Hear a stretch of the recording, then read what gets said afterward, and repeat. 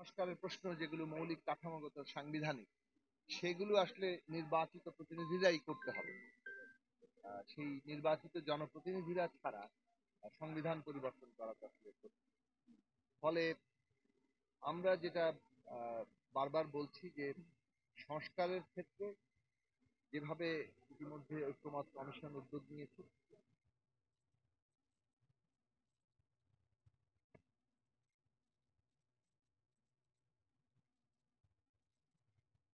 জাতীয় সনদ আকারে সামনে আসছে, এই পরিবর্তনগুলো আসছে। সে আর যেসব জায়গায় অনৈক্য আছে, দ্বিমত আছে, সেই প্রশ্নগুলো, সেই সংস্কারগুলো নিয়ে তো আসলে আহ, রাজনৈতিক দলগুলো অধিকতর জনমত তৈরি করবে। জনগণের আহ, সমর্থনের উপরে এই বিষয়টা অনেকটা নির্ভর।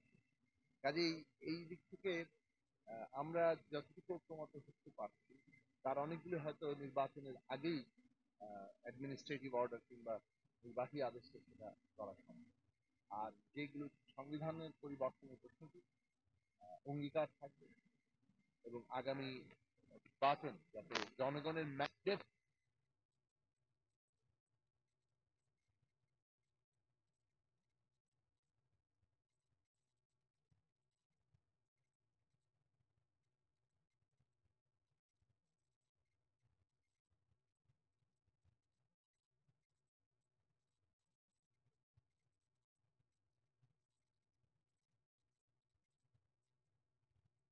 এই সংস্কারকৃত সংবিধানের সুরক্ষা দিবে, সেটা খুব গুরুত্বপূর্ণ।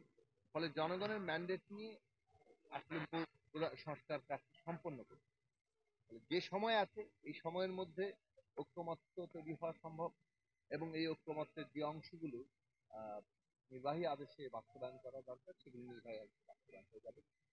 ফলে আমরা মনে করি যে যথেষ্ট সময় আছে সংস্কারের।